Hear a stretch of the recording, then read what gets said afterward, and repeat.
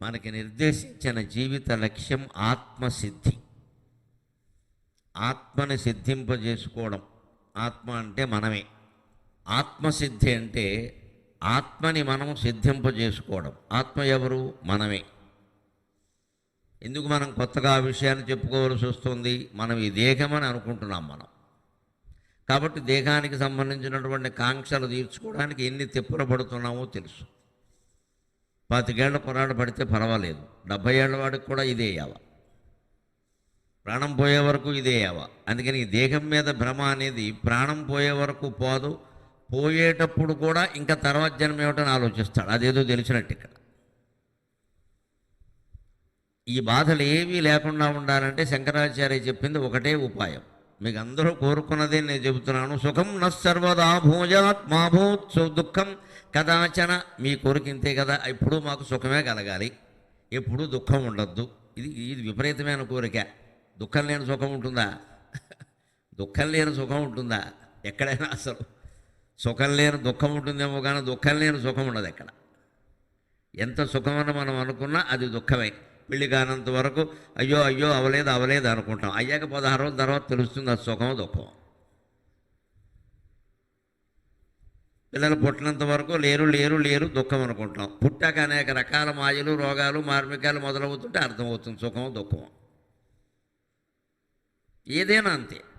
ఓ పదవి రానంత వరకు బాధపడుతూ ఉంటాం. రాలేదురా, పదవి వచ్చాక తెలుస్తుంది. పెళ్ళాం పిల్లలకి దక్కడం, నిద్రాహారాలు ఉండవు. ఇదివరకే సుఖంరా బాబు అనుకుంటాడు. పైగా మంచి చేసినా చెడ్డ చేసే ఉంటారు. ఏమీ తినకపోయినా తిన్నామంటారు. ఆ పదవి అటువంటిది. అంచేత ఎప్పుడు సుఖం అనేది దుఃఖమిశ్రితమై ఉంటుంది కానీ సుఖం అంటూ విడిగా ఉండదు. అందుకే శంకరాచార్య స్వామి వివేక చూడామణిలో ఏం చెబుతారంటే ప్రత్యేకంగా సుఖమున సర్వదా భూయాత్ మా భూత్ దుఃఖం కదాచన. ఎప్పుడు మాకు సుఖమే కావాలి, దుఃఖం వద్దని మీరు కోరుకుంటారు కదా, సిద్ధమే, నేను అంగీకరిస్తున్నాను. మీరు నా దారికి రాకపోయినా నేనే మీ దారికి వస్తున్నా, నిజమే. ఇది ఇచ్చే సర్వసామాన్య, అందరూ కోరుకునేది ఇదే కదా. తే జ్ఞానాదేవ సిద్ధ్యత. ఆధ్యాత్మిక జ్ఞానం అనేదాన్ని ఒక్కటి పొందితే మీ జీవితంలో సుఖమే తప్ప దుఃఖం అనేది ఉండదు అని పెద్దలందరూ చెప్పినటువంటి మాట. ఏమిటా జ్ఞానం? జ్ఞానం అని పెద్ద ఉపన్యాసాలు ఇవ్వక్కల, పెద్ద గ్రంథాలు చదివినా ఉపయోగం ఏమీ లేదు. జ్ఞానం అంటే ఇప్పుడు ఇన్ని వేల మంది ఇక్కడ వచ్చారు కూర్చొని. ఎందుకోసం వచ్చారండి? ఒకే ఒక ప్రసంగం కోసం వచ్చారు. మనిషి కోసం కాదు, ఒక ప్రసంగం కోసం వచ్చారు. ఆ ప్రసంగం లేకపోతే ఆ మనిషి ఎవరు? ఒకే ఒక వ్యక్తి చెప్పే 4 మాటల కోసం ఇంతమంది వచ్చారు. ఇక్కడ అంతా ఒక్కటే, ఆ అంతా ఒక్కటే. జ్ఞానం అంటే అంతా ఒక్కటే, ఆ ఒక్కటే నేను. ఇదే జ్ఞానం, అంతకంటే లేదు. ఎంత సులభం అండి, 2 మాటలు. అంతా ఒక్కటే, ఆ ఒక్కటే నేను.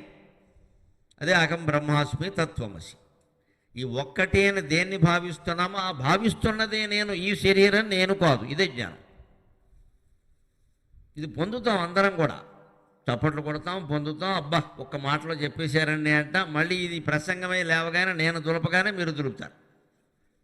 నేను చూడు దులుపుతారు, మీరు మొత్తం ఒళ్ళంతా దులుపుతారు. ఇంటికి వెళ్ళేటప్పుడు ఎవరన్నా పక్క వాళ్ళు ఉండి ఎంత బాగా చెప్పారో జ్ఞానం ఆయన అలాగా చెప్తారు. మన వల్ల అవుతాయి ఏటివన్నీ, నువ్వు సరిగ్గా కూర్చో అంటాం అంతే. ఇక్కడ మరి అవ్వదానికి ఎందుకు? మేము చెప్పడం ఎందుకు, మీరు వినడం ఎందుకు? అవుతుంది, ఖచ్చితంగా అవుతుంది. అయితే ఈ మాటను పదే పదే అనుకోవాలి. అంతా ఒక్కటే, ఆ ఒక్కటే నేను. అటువంటిప్పుడు ఇంట కానీ బయట కానీ ఇద్దరు వ్యక్తులంటూ లేనప్పుడు తగాదా ఎందుకు ఉంటుందండి? ఎవరు తిన్నా మనం తిన్నట్టే, ఎవరికి వచ్చిన బాధ అయినా మన బాధే, ఎవరు సుఖపడినా మన సుఖమే. అయిపోయాయి. సుఖం అనేది భావనలో ఉంది కానీ ప్రక్రియలో లేదు. అక్కడ సుఖం భావనలో ఉంది. ఎంత పెద్ద మనకి ఇష్టమైనటువంటి కార్యక్రమం మనం చేస్తూ ఉన్నా మన మనస్సులో కనుక కించిత్ దుఃఖం ఉందనుకోండి, అది సుఖంలా అనిపించదు. అది ఎంత సన్మానం జరగనివ్వండి, ఎంతమంది కీర్తించినవ్వండి, మనస్సులో ఏదో ఒక దుఃఖరేఖ ఉంది. 2 రోజుల క్రితమో 3 రోజుల క్రితమో ఏదో జరిగింది, ఏంటో బయటో ఆ కార్యాలయంలో ఎక్కడ, అది మనస్సులో ఉండిపోయింది, ముళ్ళులా పొడుస్తోంది. అది పొడుస్తున్నప్పుడు ఎంతమంది ఎన్ని రకాల దండలు వేసినా, ఎంత ప్రచారం చేసినా అది సుఖమో అని అనిపించనే అనిపించదు. ఎందుకని లోపల ఇంకా ఉంది దుఃఖశేషం. ఇక్కడ అది గుర్తొస్తూనే ఉంటుంది. అయ్యని జరిగితే ఏమిటి, ఇది పోతుందా అనిపిస్తూనే ఉంటుంది. అక్కడ అంచేతనెప్పుడు సుఖం అనేది దుఃఖం లేకుండా ఉండదు. పైగా దుఃఖం యొక్క తీవ్రత ఎటువంటిది అంటే ఎంత సుఖంలో ఉన్నా ఒక్క దుఃఖ వార్త తెలియగానే సుఖం మొత్తం మాయమైపోతుంది. కానీ దుఃఖంలో ఉన్నప్పుడు ఎన్ని శుభవార్తలు తెలిసినా ఈ దుఃఖం పోదండి. దిక్కుమాల దుఃఖం అటువంటిది. ఎన్ని శుభవార్తలు తెలిసినా ఈ దుఃఖం పోదు. పైగా ఏమంటాం, ఏది తెలిస్తే ఏం ఉపయోగం అమ్మా, లోపలిది ఉందిగా అంటామట. అంటే మనస్సు సహజంగా దుఃఖానికే ప్రాధాన్యం ఇస్తుంది. ఎక్కువగా మనస్సు పీడింపబడుతున్నది దుఃఖం చేతనే. సుఖానుభవం పొందడం కంటే దుఃఖానుభవం పొందడమే మనస్సుకి ఎక్కువ. సుఖం కంటే ఎప్పుడు దుఃఖమే తీవ్రమైంది. ఆ దుఃఖం ఎందుకు అంటే మన శరీరమే మనకే అనుకోవడం. ఇంతకీ జరిగిన ఘట్టం ఏమిటి? ఇంట్లో వాళ్ళు ఎవరో ఏదో అన్నారు, బయట వాళ్ళు ఎవరో ఏదో అన్నారు, ఇంట్లో వాళ్ళకి ఏదో జరిగింది, లేదా ఏదో దురదృష్టం అయితే ఎవరైనా పోయి ఉండొచ్చు, ఏదైనా జరగచ్చు, వియోగం జరగచ్చు, అంతే కదా. అది దేహబంధమే కదా. ఎంతైనా ఎవరు పోయినా ఎవరున్నా దేహబంధమే కదండి, వేరే బంధం ఎక్కడిది ఇక్కడ. అంటే దేహం నేను అనుకోవడం వల్లే వారితో వియోగం కలిగినందుకు బాధపడుతున్నాం, లేదా బాధపడేదేముంది ఇక్కడ. అందుకని అంతా ఒక్కటే. ఇక్కడ ఎంతమంది ఉన్నారో, ఎన్ని జీవరాశులు ఉన్నాయో అవన్నీ కూడా ఒక్కటే. ఆ ఒక్కటే నేను అని తెలుసుకోగలిగితే, అద్భుతమైన జ్ఞానాన్ని కనుక పొందగలిగితే దుఃఖం అనేదే ఉండదు. అదే ఆత్మసిద్ధి. మన మహర్షుల బుద్ధి మహిత ఆత్మసిద్ధి, మన చిత్తశుద్ధియే మన సంపదృద్ధి. ఆ ఆత్మసిద్ధిని పొందడం, ఆత్మజ్ఞానాన్ని పొందడం, అంతా ఒక్కటే, ఆ ఒక్కటే నేను అని తెలుసుకోవడం ఎలాగో మహర్షి వ్యాస మహర్షి 1700 శ్లోకాల భారతంలో ఆది పర్వంలో నిక్షేపించిన శకుంతలోపాఖ్యానం అనే కథ ద్వారా మనం తెలుసుకుంటాం. వీళ్ళ ఆడపిల్లలు, మగపిల్లలు, ప్రేమ వివాహాలు, మోసపూరితమైన వివాహాలు, రకరకాల అన్నీ జరుగుతూ ఉన్నాయి. కాబట్టి శకుంతలోపాఖ్యానం ఈ సమాజానికి పెద్ద పాఠం. దాన్ని భగవంతుడైనటువంటి వ్యాసుడు, శ్రీమన్నారాయణమూర్తి అవతారమైనటువంటి వేదవ్యాసుడు సంస్కృతంలో 1700 శ్లోకాల్లో అందిస్తే, తెలుగులో కవిత్రయ మహాభారతంలో ఆదికవి నన్నయ్య భట్టు ఆది పర్వంలో దాన్ని కేవలం అనువదించి వదిలేయకుండా చాలా స్వేచ్ఛాయుతంగా స్వతంత్రమైన కావ్యంగా రాశాడు తెలుగులో. దాన్ని ఇంకా చెప్పాలంటే కాళిదాసు మహాకవి, సంస్కృతంలో కాళిదాసు, అంతకు మించిన వాడవుడు కాళిదాసు. అభిజ్ఞాన శాకుంతలం అనే పేరు మీద శకుంతల కథను నాటకంగా రాశాడు. ఈ ముగ్గురు రాసింది సరిపోక ఇంకా పిల్లల మర్రి పినవీరభద్రుడైన సరస్వతీదేవిని ప్రత్యక్షంగా ప్రసన్నం చేసుకున్న మహానుభావుడు అంటారు పిల్లల మర్రి పినవీరభద్ర కవి. ఆయన శృంగార శాకుంతలం అనే పేరు మీద ప్రత్యేకమైన కావ్యం రాశాడు. అటు వ్యాసభారతం, నన్నయ భారతం, కాళిదాసు అభిజ్ఞాన శాకుంతలం, పిల్లల మర్రి వారి శృంగార శాకుంతలం అన్నీ కలగలిపి ఈ 3 రోజుల్లో శకుంతలోపాఖ్యానాన్ని మనం చెప్పుకోబోతూ ఉన్నాం. అందుకని ముందుగా ఆ కథను మొట్టమొదట అందరికంటే ముందు మనకు అందించిన వ్యాస భగవానుడికి నమస్కారం చేయాలి కదా. ఆయనకి నమస్కారం చేసి మనం ప్రారంభిస్తాం. మునియై ఎవ్వడు యుక్త కర్మధునియై ముక్తాత్ముడై జ్ఞానియై, మునియై ఎవ్వడు యుక్త కర్మధునియై ముక్తాత్ముడై జ్ఞానియై, తన దైనందిన జీవితమున మహాతత్వము దర్శించి, తన దైనందిన జీవితమున మహాతత్వము దర్శించి, దానిని నా జాతికి కృష్ణ భారత కథా నిర్మాతయై వ్రాసి ఇచ్చెనో. మునియై ఎవ్వడు యుక్త కర్మధునియై ముక్తాత్ముడై జ్ఞానియై, తన దైనందిన జీవితమున మహాతత్వము దర్శించి, దానిని నా జాతికి కృష్ణ భారత కథా నిర్మాతయై వ్రాసి ఇచ్చెను. ఆ వ్యాసుదలంతు ముక్తిపథ నిశ్రేణిన్ పదంబూనగన్ అని ఒక సందర్భంలో నేను వ్యాసుడిని ఆలయంలో దర్శించినప్పుడు ఒక పద్యాన్ని నా కోసం నేను చెప్పుకున్నాను. ఈవేళ మీకోసం మీకు వినిపిస్తున్నా. ఆయన జీవితమే ఈ రచన చేసేలా చేసింది. జీవితాంతం బ్రహ్మచర్యం పాటించాడు మహానుభావుడు. శివ వరప్రసాదం వల్ల శుకుడనే కుమారుడు కలిగాడు తప్ప ఆయన పెళ్లి చేసుకోలేదు. ముని అయి ఒక మునిలా బతికాడు. ముని అంటే మునే కర్మ మౌనం. నిజంగా మనం మునిలా ఉండాలంటే చాలా వరకు మౌనంగా ఉండాలి. ముఖ్యంగా 60-70 ఏళ్ళు దాటాయంటే అంతే లెక్క. అంతేకాదు, ముని అంటే కేవలం మాట్లాడకుండా ఉండడం కాదు. స్వామి రంగనాథానంద అని రామకృష్ణ మఠానికి జాతీయ అధ్యక్షుడు, కీర్తిశేషులు మహానుభావులు. ఆయన భగవద్గీతకు వ్యాఖ్యానం రాస్తారు, గీతా సందేశం. అందులో చెబుతారు, ముని అంటే కేవలం మౌనంగా ఉండం కదయ్యా, నిత్య మననశీలుడై ఉండేవాడు అంటాడు. లౌకిక విషయాల్లో మౌనంగా ఉంటాడు ముని, ఆధ్యాత్మిక విషయాల్లో నిత్య విచారణ చేస్తూ ఉంటాడు. ఒట్టి మొద్దబ్బాయి కాదు ముని అంటే అర్థం, దేన్ని పట్టించుకోకుండా ఉండే రకం కాదు. లౌకికమైన విషయాల్లో మౌనంగా ఉంటాడు. ఏమి ఎలా పోతే ఏముంది, ఎందుకంత చర్చ, దాని గురించి పనిలేక అంటే. అదే ఆధ్యాత్మికమైన విషయం, ఆత్మజ్ఞాన సంబంధమైన విషయం వస్తే అది దాని గురించి చాలా లోతుగా ఆలోచిస్తాడు. అన్నం తినడం మానేసి నీళ్లు తాగడం మానేసి కూడా. అటువంటి వాడు మరి యుక్త కర్మధునియై. వ్యాసుడు తాను చేయవలసిన పని ఏదో చేశాడు, వెంటనే అక్కడి నుంచి నిష్క్రమించాడు. పరాశరుని కుమారుడు, పల్లెపడుచు మత్స్యకారుల కుమార్తె ఆయనకి తల్లి, కంది.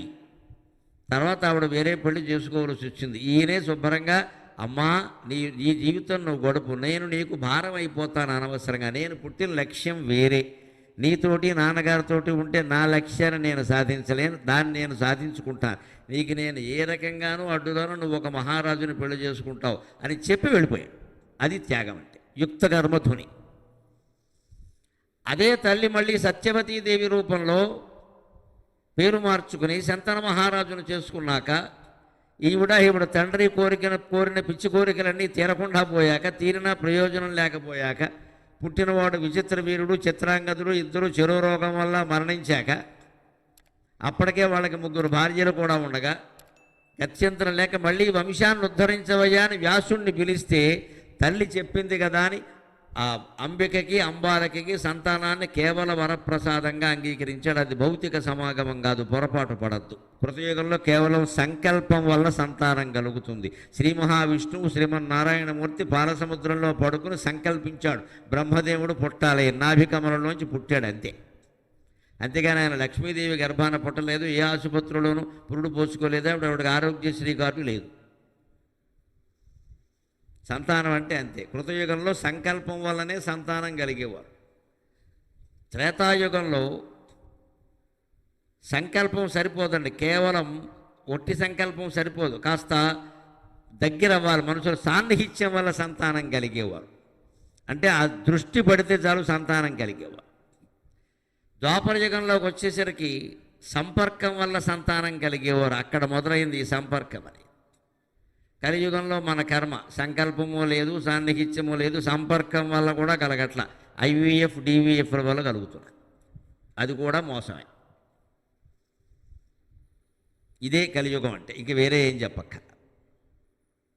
సంకల్పం వల్ల కలిగే సంతానం ఇప్పుడు ఎంత సంకల్పించినా ఏమీ కలగడం లేదు. అందుకే యుగానికి మనుషుల ప్రవర్తనలో తేడాలు ఉంటాయి.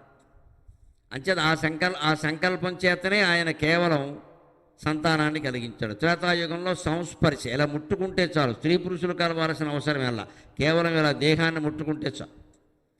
ద్వాపర యుగంలో సంపర్కం, ఆ ద్వాపర యుగంలో కూడా సంపర్కంతో పనేమి లేకుండా కేవల వరప్రసాదంగా అనుగ్రహించాడు వ్యాసుడు. ఆ యుక్త కర్మధ్వని ఆ పని చేశాడు, వెళ్ళిపోయాడు వెంటనే. ఇంక ఆయన ఇంక మళ్ళీ అక్కడికి వచ్చిన మా అబ్బాయిలు నా సంకల్పంలో పుట్టారంటే మళ్ళీ ఆ మొహం పెరిగింది. ఇక్కడ నీ బ్రహ్మచర్యం ఎందుకు, వెళ్ళిపోయాడు. తల్లి ఆజ్ఞ, అంతే లెక్క. అదే యుక్త కర్మధ్వని. మనము జీవితంలో వ్యాసుల్లా ఉండాలంటే అలాగే ఏ పని చేయాలో ఆ పని చేయి, ఎంతవరకు చేయాలో అంతవరకు చేయి, వెనక్కి వచ్చి అంతే లెక్క. మళ్ళీ అది ఏం జరిగింది, దాని ఫలితం ఏమిటి, ఇంత చేసాం, మనకి ఈ సాగతీత వద్దు ఇక్కడ. ఇదే సంపర్కం అంటే నాన్న కూడా. ఎంత చేసావు, ఎందుకు చేసావు, నీకు ఎవరో ఏదో చేస్తారని నువ్వు చేస్తే తల్లి బిడ్డను ప్రేమించడం కూడా తప్పే. ఏదో ఆశించి ప్రేమిస్తామండి ఇక్కడ. ఆశించామంటే అయిపోయినట్టే, వ్యాపారం అయింది, అది లావాదేవీ అయింది, ప్రేమ ఎలా అవుతుంది? అదే స్థిరమైన నిర్ణయం. చేస్తాం, మనం చేస్తాం, ఎవరి నుంచి ఏం ఆశించే ప్రపంచం నుంచి వెళ్ళిపోతాం, నిశ్చింతగా ఉంటాం, రోజు నిద్రపడుతుంది హాయిగా. మనమేం ఆశించలేదుగా, ఆశలు ఉన్నవాడికి నిద్రపడదు. అందువల్ల ముక్తాత్ముడు, ఆయన నిత్యం జీవన్ముక్తుడే. ఆయనకి ఎంతకాలం 1000 ఏళ్ళు బతికారు వాడు, ఎప్పుడు ఏ బాధ లేదు, సుఖంగానే ఉండాలి. జ్ఞాని అయి దానికి మూలం ఒకటే, అంతా ఒకటే, ఆ ఒకటే నేను, ఈ జ్ఞానం పొందిన. ఆ తత్వాన్ని తన దైనందిన జీవితంలో దర్శించి వ్యాసుడు, ఇంతకాలం బతుకున్నాం కదా, ఇన్ని 100 ఏళ్ళు, ఈ జాతికి అందకపోతే ఎలాగిది ఈ తత్వం అని ఆ తత్వాన్ని అందించడానికి 2 గ్రంథాలు రచించాడు. ఒకటి భారతం, 2 భాగవతం. భాగవతం శ్రీకృష్ణుని యొక్క వ్యక్తిగత జీవితం, భారతం శ్రీకృష్ణుని యొక్క సామాజిక జీవితం, సోషల్ లైఫ్. సమాజంలో ఆయన ఎలా ఉండేవాడు అనేది భారతం చెబుతుంది. ఆయన వ్యక్తిగత జీవితంలో వాళ్ళ అమ్మతో, నాన్నతో, భార్యతో, పిల్లలతో ఎలా ఉన్నాడు అనేది భాగవతం చెబుతుంది. ఈ రెండింటినీ వ్యాసుడే అందించాడు మనకి. శ్రీకృష్ణుని జీవితాన్ని గురించి చెప్పడానికి శ్రీమన్నారాయణమూర్తి తప్ప మరెవరు సరిపోతారు? ఆయనే వ్యాసుడుగా పుట్టాడు. 1700 శ్లోకాలతో భారత నిర్మాణం చేశాడు. 14,093 శ్లోకాలతో భాగవతం నిర్మాణం చేశాడు. అలా చేసి కృష్ణ భారత కథా నిర్మాతయై వ్రాసి ఇచ్చెను. నా జాతి బాగుపడడం కోసం అలా గ్రంథాలు వ్రాసి ఇచ్చినటువంటి వ్యాస మహర్షికి నమస్కారం చేద్దాం మనం అందరూ కూడా. ముక్తి పద నిశ్రేణిన్ పదంబూనగన్. ఆయనంత గొప్పవాళ్ళం కాకపోయినా ఈ 3 రోజులు 6 గంటల ప్రవచనంతోనే మనం ముక్తి పొందలేకపోయినా కనీసం ఆ ముక్తి అనేటువంటి నిచ్చెన మీద ఓ 2 మెట్లైనా ఎక్కగలుగుతాం, అనుమానం ఏమీ లేదు. ఆ విశ్వాసం నాకుంది, మీకు కలిగిస్తాను ఈ 3 రోజులు అయ్యేలోగా. ముక్తి అనేటువంటి నిచ్చెన మీద మనం 2-3 మెట్లైనా ఎక్కగలుగుతాం. ఎక్కామంటే ఇక సాహసం చేయొచ్చు. అటువంటి వ్యాసునికి నమస్కారం చేసి మనం నేరుగా కథలో ప్రవేశించేద్దాం. చంద్రవంశంలో దుష్యంతుడనేటువంటి మహారాజు ఉండేవాడు. ఆయన అఖండమైనటువంటి భూమండలాన్ని ఏకఛత్రాధిపత్యంగా తల్లిదండ్రుల వారసత్వంగా పరిపాలించాడు. ఆనాటి రాజులకి ఎప్పుడు ప్రజల విజ్ఞప్తుల మీద చాలా ప్రేమ ఉండేది. ప్రజలందరూ ఆయన దగ్గరికి వచ్చి, ముఖ్యంగా అరణ్య ప్రాంతాలకు దగ్గరగా ఉండే ప్రజలందరూ వచ్చి, అంటే మన దగ్గర తెలంగాణ రాష్ట్రంలో ఆదిలాబాద్ లాంటివి చూడండి, అప్పుడప్పుడు చిరుతపులి ఊళ్ళోకి వచ్చిందంట. నాకు ఆశ్చర్యంగా ఉంటుంది. చాలా చిరుతపుళ్ళు, ఖడ్గమృగాలు మన ఇళ్లలోనే ఉన్నాయి. ఊళ్ళోకి రావడం ఎందుకు, భరిస్తూనే ఉన్నాం. మనకు కనపడడం లేదంతే. పాములు, తేళ్ళు, చిరుతపుళ్ళు అన్నీ మన ఇళ్లలోనే ఉన్నాయి. పేర్లు ఎడితే బాగుండదు. కానీ ఇప్పుడు ఇంకా ఊళ్ళో కూడా వస్తున్నాయి కొత్తగా అని చెబుతున్నారు. ఆదిలాబాద్ ఏంటి ప్రతి చోట ఉన్నాయి, ప్రతి ఇంట్లో ఉంది. పైకి కనపడ్డు మనిషిలా ఉంటాడు, చిరుతపులే. అందుకని వచ్చింది. ఎందుకు వస్తుంది? అరణ్యానికి దగ్గరగా ఉండవాలి. అలా గ్రామాల మీదకి క్రూర మృగాలు వచ్చి ప్రజల్ని చాలా ఇబ్బందులు పెడుతుంది. ఇబ్బంది ఏమిటి, చంపేయడమే. అటువంటివన్నీ చేసినప్పుడు ప్రజలు వెళ్ళి రాజుకు మొత్తుకునేవారు. రాజులు వేటకి వెళ్ళేవారు. ఆ వేటకి వెళ్ళి క్రూర మృగాలను చంపాలి. కానీ వీళ్ళ సరదా ఏమిటంటే అన్ని క్రూర మృగాలు అయితే అలాగా కొన్ని కూర మృగాలు కూడా ఉంటాయి, కర్రీ. ఆ సరదా. మరి వెళ్ళిన తర్వాత అన్ని ఖడ్గమృగాలను ఏనుగులే కనపడతాయి, ఆ లేళ్ళు కూడా కనపడతాయి కదా. మరి గురి తప్పకుండా బాణం వేయాలి కాబట్టి వాటిని వేటాడేవారు. ఏదో ఆ లేడి మాంసం ఏదో తినేవారు. ఆనాడు క్షత్రియులు వాళ్ళు ఆ మాంసాహారం తినడం మామూలే కాబట్టి తినేవారు. సరే, పెద్ద పుల్లు, ఏనుగులు లాంటివి ఏమైనా బాగా ఇబ్బంది పెట్టేవి కనపడితే ఖడ్గమృగాలు వాటిని చంపేసేవారు. మొత్తం మీద ప్రజలకి క్రూర మృగాల బెడద లేకుండా చేసేవారు. అలాగ దుష్యంతుడు వేటకి వెళ్ళినప్పుడు ఒక లేడీ ఆయన బాణాన్ని నుంచి తప్పించుకుందుకు ఎంత ప్రయత్నం చేసిందో కాళిదాసు అభిజ్ఞాన శాకుంతలంలో వర్ణిస్తాడు. నిజంగా మనం ఆలోచించాలి. జీవహింస చేయకుండా ఉండాలి, మన హృదయాలన్నీ కరుణామయమై ఉండాలి అంటే అభిజ్ఞాన శాకుంతలంలో ఈ లేడిని వర్ణించేటువంటి శ్లోకాన్ని మనం విని అర్థం చేసుకోవాలి. గ్రీవాభంగాభిరామం ముహురనుపతతి స్యందనే బద్ధ దృష్టి పశ్చార్ధేన ప్రవిష్ట శరపతనభియా భూయసా పూర్వకాయం దర్భైరర్ధావలీడైః శ్రమ వివృతముఖ భ్రంశిభి కీర్ణవర్త్మా పశ్యోదగ్రప్లుతత్వాత్ వియతి బహుతరం స్తోకముర్వ్యాం ప్రయాతి వియతి బహుతరం స్తోకముర్వ్యాం ప్రయాతి. దుష్యంత మహారాజు రథంతో సహా అడవిలోకి వెళ్ళి వేటాడుతున్నాడు. ఎదురుగా ఒక లేడీ ఉందట. ఆ లేడీ చూడవయ్యా ఎంత బెదిరిపోతుందో, నా రథం చూసి అన్నట్టు మహారాజు మనస్సులో కరుణ ప్రవేశించింది. కారణం, అది కరుణామయుడైన మహర్షి ఆశ్రమానికి దగ్గరగా ఉండే ప్రాంతం. కణ్వ మహర్షి ఆశ్రమానికి దగ్గరగా ఉండేటువంటి ప్రాంతం అది. ఆ మహర్షి తపస్సు వల్ల ఆ ప్రాంతంలో అడవిలో ఒక 100 మైళ్ళ చుట్టుపక్కలంతా కరుణ ప్రసరించింది. అందుకే వేటాడదామని వచ్చినటువంటి దుష్యంతుడు ఈ లేడిని వేటాడకుండా అలా చూస్తున్నట్టు. అది ఆశ్చర్యపోతోంది. ఈ రాజులు ఎవరన్నా వస్తే వేసేస్తారు కదా, వెంటనే ఈయనేమిటి ఏదో నాతో సెల్ఫీ దిగుదామని చూస్తున్నాడు ఈయన. ఈయన ఏదో ఫోటో తీసుకుంటున్నట్టుగా ఉన్నాడు, వేటాడేలా లేడు అని దానికి ఓ పక్క భయం, దానికి ఆశ్చర్యం. అందుకే నిజంగా వేటకు మనం పెడితే, జీవహింసకు ప్రయత్నిస్తే మనకేముందండి, ఒక్క వేటు. ఆ జంతువుకి మళ్ళీ జన్మ ఉంటుందా ఆలోచించాలి.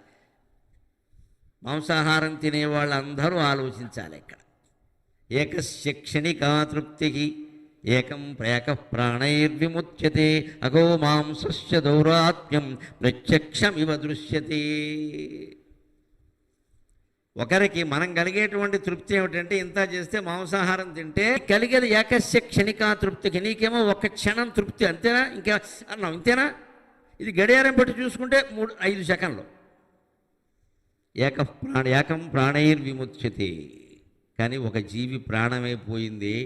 ఓ మానవ, మాంసాహారం తినేటువంటి మానవ, ఒక్కసారి ఆలోచించు. నీకు ఒక్క అర నిమిషం తృప్తి కలిగించడం కోసం ఒక జీవి తన జీవితాన్ని వదిలేయాలా? ఎవరి కోసమైనా నువ్వు అలా వదిలేస్తావా? ఇది ఆలోచన చేస్తే మాంసాహారాన్ని స్వచ్ఛందంగానే మానేస్తా. అందుకే ఆ మహారాజుకి లేడిని చూడగానే, ఏమిటిది, దీన్ని చంపాలని అనిపించట్లేదు నాకు అన్నాడు. ఎందుకని? గ్రీవాభంగాభిరామం ముహురనుబతతి చందనే బద్ధ దృష్టికి. ఎక్కడ బాణం వేస్తారో ఇలా మెడ పక్కకి తిప్పింది పాపం. మెడ పక్కకి తిప్పితే మెడ మీద వేస్తారు. కానీ దాచుకోవడానికి దానికి ఏం ఆధారం లేదు. దానికేం దుప్పటి ఉందా, రగ్గుందా, ఏముంది? ఎక్కడికి పారిపోయినా ఈ బాణం వదిలిపెట్టదు. పైగా రాజు రథంలో ఉన్నాడు, ఇదేమో నేల మీద గంతులేస్తోంది, పట్టేసుకుంటారు. అందుకని దాచుకుందుకు ఏమీ లేక ముందు సగభాగంతో వెనక సగభాగంతో ముందు సగభాగాన్ని దాచుకుంటుంది వెర్రిలేడి అంటే అర్థం. అది ఏమీ వేరే వస్త్రం కానీ, చర్మం కానీ, ఒక గొడుగు కానీ, కవచం కానీ ఏమీ లేదు.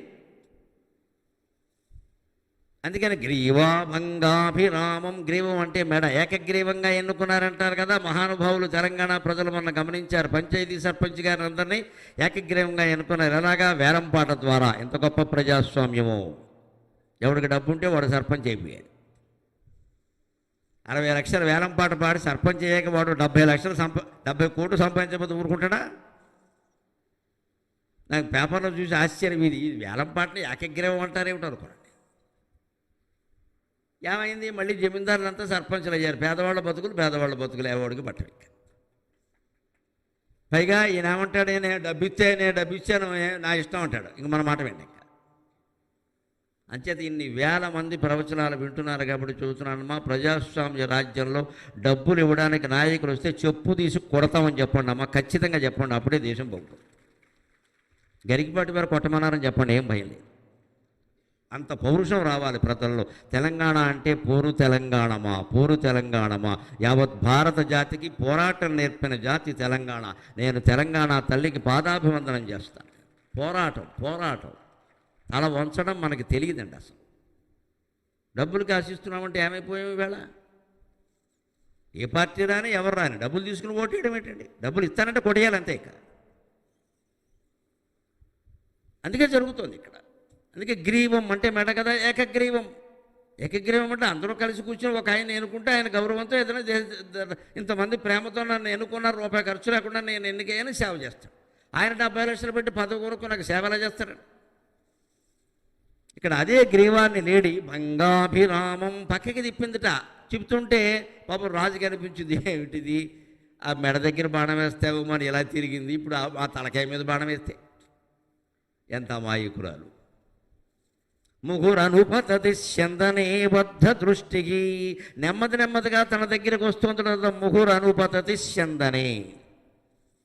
నెమ్మదిగా తన దగ్గరకు వస్తున్న రథం మీద దృష్టి పెట్టింది. కొట్టేస్తాడేమో, చంపేసానేమో, పిల్లకి పాలైనా ఇచ్చుకుని రాలేదు అని దాని గొడవ దానుకుంది. ఇక్కడ 2 ఆకులైనా తినలేదు అని దాని బాధ దానికి. అవన్నీ వీళ్ళకెందుకండి? అది చూస్తుంది పాపం రాజు అనుకుంటున్నాడు ఆ విషయం. కరుణావిష్టమైంది దుష్యంతుని హృదయం. ప్రదేశ ప్రభావం. అయితే క్రూరమృగాలను వేటాడడానికి వచ్చిన వాడి కరుణ ఏమిటి? చందనేబద్ధ దృష్టికి అని సారథితో అంటున్నట్ట. మన రథం కేసి చూస్తుందయా, దాన్ని చూస్తుంటే కొట్టాలనిపించట్లేదయా. ఎక్కడ కొట్టేస్తామనంటే భయపడుతుంటే, శత్రువు పరాక్రమంతో పౌరుషంతో కొట్టరా, ఏమాత్రం కొడతాం అంటే కొడతాం, కానీ బాబు కొట్టద్దంటే ఏం కొడతామండి? జాలేస్తుంది కదా సహజంగా. అందుకే పశ్చార్థేన ప్రవిష్టక శరపతనభియా భూయసా పూర్వకాయం. పాపం ఈ మెడ భాగాన్ని పశ్చార్థేన ప్రవిష్టక, ఈ వెనకాల ఉండేటువంటి తొడ భాగం ఉందే పృష్ఠభాగం, దాంతో కప్పుకుంటుంది. ఇలా గుండ్రంగా వంకర తిరిగిపోయి అర్ధచంద్రక.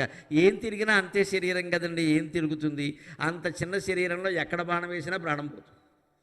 అందుకని ముందు భాగాన్ని వెనక భాగంతో, వెనక భాగాన్ని ముందు భాగంతో కప్పుకుంటూ పిల్లల కోసం బాధపడుతూ చూస్తోంది. అలాగది శరపతనభియా భూయస పూర్వకాయం. కాళిదాస్ అందుకే ప్రారంభంలోనే నాటక రచన మొదలుపెట్టిన తర్వాత ఇది 2వ శ్లోకం అండి. కాళిదాస్ ఎంత గొప్ప కవో, కరుణామయమూర్తో ఆలోచించండి దయచేసి. భారతీయ కవులంటే అటువంటి వాళ్ళే. మన భారతీయత మానవత్వయుత మన జాతి ధీయుత మహనీయ కవిత. భారతీయతలో మానవత్వం చాలా ముఖ్యం. అందుకే నేను శాకుంతలాన్ని ఈ శ్లోకంతో ప్రారంభం చేస్తాను. గ్రీవాభంగాభిరామం ముహురనపతతి చందనే బద్ధ దృష్టి పశ్చార్థేన ప్రవిష్టగా శరపతనభియా భూయసా పూర్వకాయం. శరపతనభియా, ఎక్కడ బాణం వచ్చి పడుతుందో అన్న భయంతో ఈ పక్క శరీరంతో ఈ ముందు శరీరంతో వెనక శరీరాన్ని కప్పుకుంటుందట. వెర్రిది, ఎంత అమాయకురాలు! ఎటైనా బాణం పడ్డం ఖాయమే కదా. అంతేకాదు, అప్పుడు ఏ స్థితిలో ఉందంటే అది సగం అన్నం తింటుందండి పాపం. దర్భైరర్ధావలీఢై శ్రమ వివృత ముఖభ్రంశిభిగి కీర్ణవర్త్మా. ఆ దారిలో దర్భగడ్డి పరకలు పడి ఉన్నాయట. రాజు చూశాడు రథం, అందుకే ముహురను పద్ధతి, మెల్లగా వెడుతోంది రథం. వేగంగా వెడితే అది తెలియదు. ఇందాక మీరు ఊరేగింపు చేసి ఇక్కడ మందరలో అగ్రహారమైనటువంటి బ్రహ్మాండమైన సత్కారం చేశారు. నాకు రథాన్ని ఎలా తీసుకొస్తారు? నెమ్మదిగానే తీసుకొస్తారు. 104 స్పీడ్లో పెడితే రథం ఎందుకు? రథం ఉండదు, ఉన్నవాడు ఉండడు. ఇంకా ఊరేగింపు ఎందుకు పని లేక. అందుకని పెళ్లి ఊరేగింపు అంటారు. పెళ్లి ఊరేగింపులు ఎలా ఉంటాయి? తెల్లారేసరికి అయ్యే పూర్వం. అందుకే పెళ్లి నడక అంటారు తెలుగులో మాట. నెమ్మదిగా నడితే పెళ్లి నడక, తొందరగా నడు, బస్సు వెళ్ళిపోతుందట. అంటే పెళ్లిలో తొందరగా నెమ్మదిగా నడుస్తారు. ఎందుకని? బోళ్ళు ఆభరణాలు పెట్టుకుంటారో, మనమాట అన్నీ చూడాలి కదా, అందరూ చూడాలి కదా. ఎక్కడ కొన్నారో, ఎప్పుడు కొన్నారో అని అడగాలి కదా. ఎవరు అడగని దానికి ఆభరణాలు ఎందుకు పనిలేక. అందుకని పెళ్లిలో చాలా నెమ్మదిగా నడుస్తూ మధ్యలో ఇలా ఇలా ఇలా అనుకుంటూ పక్కకి చూస్తూ ఉంటాం. ఇంకా నయం, ఆ రోజుల్లో సోషల్ మీడియా, స్మార్ట్ ఫోన్లు లేవు కాబట్టి. ఇప్పుడైతే స్కూల్లో పెట్టుకుని అస్తమానం ఫోటోలు తీసుకోవడమే పని. అంతే కదా పెళ్లి నడక. అంతే ఆ రథం కూడా పెళ్లి నడకలాగా నెమ్మదిగా వస్తుంటే ఆయన పాపం గడ్డి పరకలు చూశాడు. దర్భగడ్డి ఇలా పడిపోయింటే పైగా సగం విరిగిపోయాయి సగానికి. దర్భై అర్ధావలీఢై శ్రమ వివృత ముఖభ్రంశిభిగి కీర్ణవర్త్మ. ఆ దారంతా కూడా గడ్డి పరకలు అలా పడిపోయి కనపడుతున్నాయట. అర్ధావలీడై, సగం తిన్న గడ్డి పరకలు. అంటే అన్నం తింటూ మధ్యలో ఉండగా ఏ ప్రాణినైనా హింసించచ్చా? జీవహింస చేసేటువంటి రోజుల్లో, వేటాడే రోజుల్లో కూడా కొన్ని నిబంధనలు ఉన్నాయండి. ఎప్పుడు హింస లేకుండా జీవితం ఉండదు. ఎంతో కొంత హింస తప్పదు. ఎప్పుడు హింస విషయంలో మన హిందూ ధర్మం ఒక్కటే చెప్పింది. అహింస అని ఊరికే మాట్లాడచ్చు, కానీ అంతటా సాధ్యమయ్యే విషయం కాదు అది. ముఖ్యంగా ప్రభుత్వం వారు అహింస అని నియమం పెట్టుకుంటే ఒక్కరోజు కూడా పరిపాలన చేయలేదు. ఉగ్రవాదుల్ని, తీవ్రవాదుల్ని వేసేయవలసిందే, అనుమానం ఏమీ లేదు. అందులో రెండో మాట లేదు అక్కడ. మరణశిక్ష అమలు చేసిన వాడికి ఎప్పుడో 10 ఏళ్ల తర్వాత కాదు, 10 నిమిషాల్లో మరణశిక్ష అమలు చేస్తే దేశంలో నేరాలన్నీ తగ్గిపోతాయి. అనుమానం వెళ్ళేది ఇక్కడ. మరణశిక్ష వద్దంటే ఎలాగండి? 6 ఏళ్ల పిల్ల 60 ఏళ్ల వాడు మానభంగం చేస్తాడా? ఒక మరణం కాదు, 10 మరణాలు ఒక్కసారి వెయ్యాలి వాడికి, అప్పుడు తగ్గుతాయి. అందుకని ముసలాడు కదా అని కొందరిని వదిలేసి, మతిలేని వాడని కొందరిని వదిలేసి, ఆడాళ్ళు కదా అని కొందరిని వదిలేసి ఏంటిది? ఎలా నడుస్తుంది? అంచేది ఎప్పుడు రాజ్యానికి అహింస పనికిరాదు.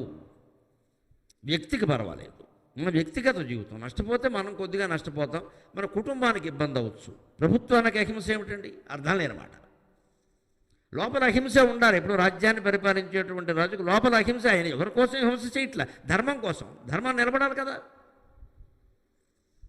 అందుకనే రాజులు వేటాడేవారు, తప్పేం లేదు. కానీ వాళ్ళకు కూడా ఉండే నియమం ఏమిటంటే అన్నం తింటున్న జంతువును చంపకూడదు. అన్నం తింటే దాని ఆహారం దానికి ఉంటుంది, అది గడ్డి కావచ్చు, ఇంకో జంతువుని చంపచ్చు. అది హింస అని దానికి తెలియదు, దాని అది ఆహారం ఉంటుంది. మనం ఇడ్లీ ఎలా తింటామో సింహం ఏనుగుని అలాగే చంపుతుంది, పులి మేకను అలాగే చంపుతుంది. దాని జీవహింసని తెలియదు, దానికి ఆహారం అది మనకు తెలుసు కదా. అదే మనిషికి గొడ్డుకి తేడా, మనిషికి జంతువుకి తేడా. అది జీవహింస చేయొద్దని జంతువులకు చెప్పకూడదు, అది వాటి ధర్మం, అది మనం చేయకూడదు. అంతే. అందుకని అర్ధావలీడే అన్నం తింటుంటే చంపకూడదు, అంతేకాదు అది పరిగెడుతుంటే చంపాలి, నిలబడి నీళ్లు తాగుతుంటే చంపకూడదు లేడిని కూడా, ఏ జంతువును కూడా. అలా దప్పిక తీర్చుకొని. అందుకని పూర్వకాలం రాజులు వేటాడిని ఏం చేసేవారంటే పరిగెత్తే లేడిని కొట్టమన్నారు. పరిగెత్తే లేడిని కొట్టడం చాలా కష్టం, మరి కష్టమైన పని చేయి, ఎందుకంటే దాని ప్రాణం దానికి కాపాడుకునే అవకాశం ఇవ్వాలి. ఎందుకంటే నీకు ఇంకో లేడి దొరకచ్చు మిత్రమా, దానికి ఇంకో ప్రాణం లేదు కదా. అందుకని భారతీయ ధర్మశాస్త్రం హింస విషయంలో కూడా పరిమితులు బాగా విధించింది, నిషేధం చేయకపోయినా నియంత్రించింది. కనీసం మద్యపానాన్ని ప్రభుత్వం వారు నిషేధం చేయకపోయినా నియంత్రణ చేస్తే చాలా నేరాలు ఆగిపోతాయి. నియంత్రణ చేయాలి, అందకుండా చేయాలి. ఎక్కడ పడితే అక్కడ దొరుకుతూ ఉంటే మొత్తం బెల్ట్ షాపులు అన్నీ పెట్టేస్తే ఇంకెవడు లేకుండా ఉంటాడు. ఇక్కడ మొగాళ్ళేటి నమ శివాయ, ఆడాళ్ళు కూడా మొదలెట్టేసరికి వచ్చాను శుభవార్త పేపర్లో చూసి చచ్చిపోతున్నాం. ఇక్కడ ఇదివరకు ఆడాళ్ళ విషయంలో నమ్మకం ఇప్పుడు ఏమీ లేవు, మొత్తం అంతా ఒకటైపోయారు, అంతా సమానమే. ఎందులో అంటే చెడ్డ అలవాట్లు. అందుకని ఎప్పుడు నిషేధం చేయడం అన్నింటినీ సాధ్యం కాదని నియంత్రణ చేయొచ్చు, అందకుండా చేయొచ్చు. తాగితే నేరం, ఇలా తాగితే నేరం, డ్రైవింగ్ చేస్తేనే ఈ పెడితే కొంత తగ్గుతుంది. క్రమంగా నియంత్రణకు అలవాటు పడితే నిషేధానికి అలవాటు పడతారు. తర్వాత నిషేధం ప్రజల ద్వారా జరగాలి కానీ ప్రభుత్వం ద్వారా ఇప్పుడు జరగదండి, కష్టం అది. అందుకని వాళ్ళు కొన్ని నియమాలు అందులో అన్నం తింటుంటే చంపకూడదని ఒకటి, దర్భైరర్ధావలీడే. అందుకని దుష్యంతుడు అన్నట్ట ఏమిటో సగం గడ్డి పొరకలు తిన్నవన్నీ పారేసింది పాపం, భయంతో తిండి కూడా ఆపేసింది. దాని మీద బాణం వేయాలని నాకు అనిపించట్లేదు. దర్భైరర్ధావలీడై శ్రమ వివృతముఖ భ్రంశభికీర్ణవర్త్మ.